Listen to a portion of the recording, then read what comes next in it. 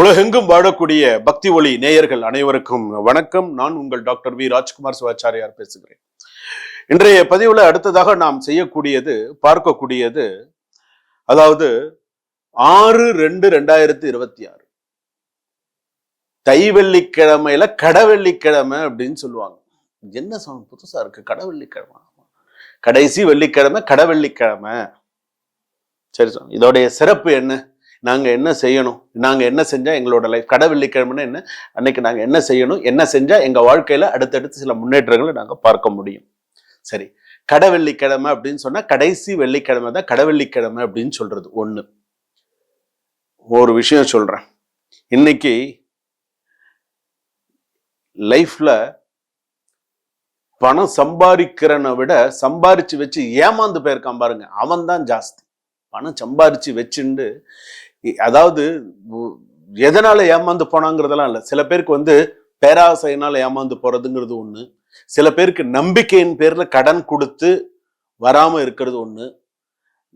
நீங்க நினைச்சிட்டு இருப்பீங்க, 1000-லாம் நான் சொல்ல, லட்சத்துல சொல்றேன், லட்சத்துல கோடியில சொல்றேன். கோடியில கடன் கொடுக்கறது, கோடியில கடன், லட்சத்துல 60 லட்சம் 80 லட்சம் கடன் கொடுக்கறது. எப்படி கொடுக்குறாங்க, எப்படி 30 லட்சம் 40 லட்சம் ஒண்ணுமே எழுதி வாங்காம கூட சில பேர் இந்த பணம் எல்லாம் கொடுத்துட்டு, இன்னைக்கு பணத்தை கொடுத்துட்டு பணத்தை திரும்ப வாங்க முடியாம இன்னைக்கு சிரமப்படுறவங்க எத்தனை பேர் நீங்களே நினைச்சு பாருங்களேன். எனக்கு வர வேண்டிய பணம் வந்தா நான் எப்படியோ இருப்பேன் சார். ஆணா இருந்தாலும் சரி, ஒரு பெண்ணா இருந்தாலும் சரி, புலம்புவாங்க. சார், நான் எத்தனையோ தடவை சொன்னேன் சார், என் வீட்டுக்காரர் கேட்கல சார், தூக்கி கொடுத்துட்டாரு சார் பணத்தை. இன்னைக்கு பாருங்க சார், அவர் கஷ்டப்படுறத பார்த்தா எனக்கு கஷ்டமா இருக்கு அப்படின்வாங்க.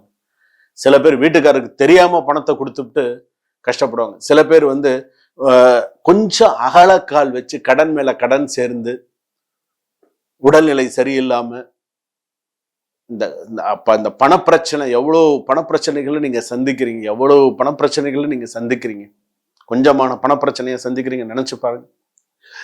இது எல்லாருக்குமே, எனக்குன்னு இல்லை, எல்லாருக்குமே உகந்ததுதான் இந்த பணப்பிரச்சனை சந்திக்கிறதுங்கிறது. இல்லை, யாருக்கு யாரும் சலைச்சவங்க கிடையாது, எல்லாருக்குமே இந்த பணப்பிரச்சனை எல்லாருக்குமே. அப்ப இதற்கு ஏதாவது நமக்கு ஒரு தீர்வு அப்படிங்கிறது ஒரு இருக்கும் இல்லையா, அந்த தீர்வு தான் கடவெள்ளிக்கிழமை அப்படின்னு சொல்லுவாங்க. தை வெள்ளிக்கிழமையில கடவெள்ளிக்கிழமை தீர்வு அப்படின்னு சொல்லுவாங்க. என்ன தீர்வு அப்படின்னு சொன்னா, சில பேர் இந்த கடவெள்ளிக்கிழமை அன்னைக்கு என்ன பண்ணுவாங்க, தன்னுடைய சக்திக்கு ஏற்ற மாதிரி சில விஷயங்கள் பண்ணுவாங்க.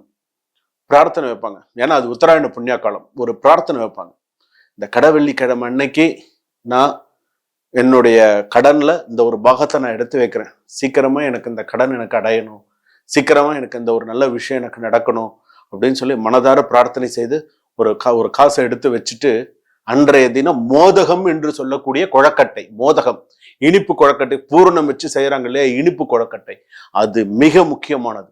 யாருக்கு? மகா கணபதிக்கு. எத்தனை கொழக்கட்டை? 27 கொழக்கட்டை, 36 கொழக்கட்டை, இதுதான் எண்ணிக்கை. கடவெள்ளிக்கிழமை அன்னைக்கு 27 அல்லது 36 விரதம் இருந்து நீ செய்யணும். காலையில இருந்து நீ விரதம் இருந்து ஆத்மார்த்தம், காலையில செஞ்சாலும் சரி, சாயங்காலம் செஞ்சாலும் விரதம் இருந்து ஆத்மார்த்தமா கடவெள்ளிக்கிழமை அன்னைக்கு மோதகம் செய்து, கொழக்கட்டை செய்து, இனிப்பு கொழக்கட்டை செய்து சுவாமிக்கு நைவேத்தியம் செய்ய வேண்டும். அன்றைய தினம் நீ என்ன சாத்தணும், மகா கணபதிக்கு அருகம்புல் சாற்ற வேண்டும். ஒரு மாம்பழம், சுவாமிக்கு ஒரு மாம்பழமோ ஒரு கரும்போ விநாயகர் பெருமான் கிட்ட நீ வைக்கணும்.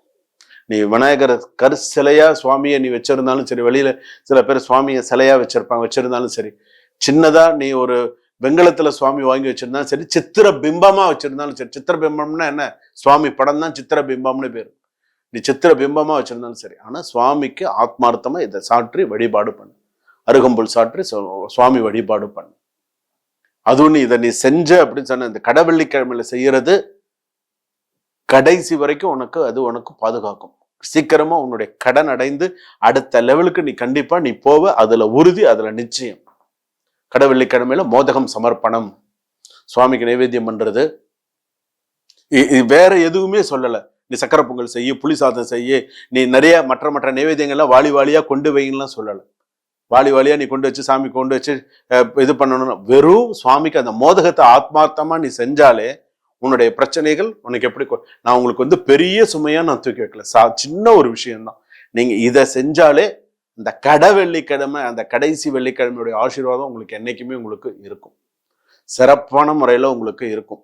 அதுலயும் உங்களுக்கு 6/2/2026 யாருக்கு அதிபதி? சுக்கிரனுக்கு அதிபதி. சுக்கிரன் யாரு? பணத்துக்கு அதிபதி. சுக்கிரன் வலுத்திருந்தால்தான் எல்லாமே சுகபோகம், வீடு வாசல் எல்லாமே அமோகமா இருக்கிறது. எல்லாமே என்னத்துக்கு? அந்த அதனாலதான் இது எப்பயோ ஒரு தடவை தான் இந்த மாதிரி எல்லாம் ஒரு அமைப்பு வரும். எல்லா நாளும் இந்த மாதிரி வராது.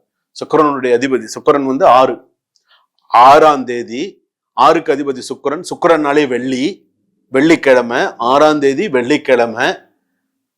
எவ்வளவு எல்லாம் சிறப்பா வருது பாருங்க. அப்போ இந்த நாள்ல இதை நீங்க அந்த கடவெள்ளிக்கிழமை அன்னைக்கு இந்த ஒரு விஷயத்தை செய்தால் வீடு சுபிக்ஷம், உங்களுடைய கடன் சீக்கிரமா அடையும், உங்களுக்கு சில நிறைய நல்ல விஷயங்கள்லாம் உங்களுக்கு நடக்கும்.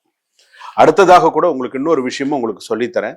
இதையும் நீங்க மறக்காம உங்களுடைய சில விஷயங்களை ஞாபகம் வச்சுக்கோங்க. என்ன செய்தால், என்ன மாதிரியான சில விஷயங்கள் சொன்னால், என்ன மாதிரியான சில விஷயங்களை நீங்க சுவாமிக்கு மந்திரங்கள் சொன்னால் உங்களுக்கு சிறப்புங்கிறதையும் நான் சொல்லித்தரேன். அந்த கடவெள்ளிக்கிழமை நீங்க சொல்றீங்க இல்லையா, அதற்கான சிறப்பையும் உங்களுக்கு சொல்லித்தரேன். அதையும் நீங்க சொல்லுங்க. அதாவது அம்பாளுக்கு நீங்க வெள்ளிக்கிழமை நீங்க செய்றீங்க இல்லையா, எப்போ அது கடவெள்ளிக்கிழமை அப்படிங்கறது ஞாபகம் வச்சுக்கோங்க. அதே வெள்ளிக்கிழமையில எப்போதுமே வாரம் வெள்ளிக்கிழமை வருது இல்லையா, வாரம் வெள்ளிக்கிழமைன்னு ஒண்ணு வருது இல்லையா, இந்த கடை வெள்ளிக்கிழமை அன்று நீங்கள் சிறப்பாக சுவாமிக்கு மோதகம் செய்து ஆத்மார்த்தமா மந்திரலோப, தந்திரலோப, கிரியாலோப, நயமலோப, ஸ்ரத்தாலோப நான் சொன்னேங்கிறதுக்கோசரம் நீங்க செய்யக்கூடாது. உங்க உள் மனசுல தோணி, சுவாமி சொல்லியிருக்காரு, குருஜி சொல்லியிருக்காங்க, இதை நம்ம செஞ்சா நம்ம வாழ்க்கைக்கு நல்லது அப்படிங்கிறது மனசுல நீங்க கொண்டு நம்பிக்கையோட சில விஷயங்களை செய்யுங்க. கை மேல பலன் எதிர்பாருங்க. வாழ்க வளமுடன், வளர்க ஞானத்துடன்.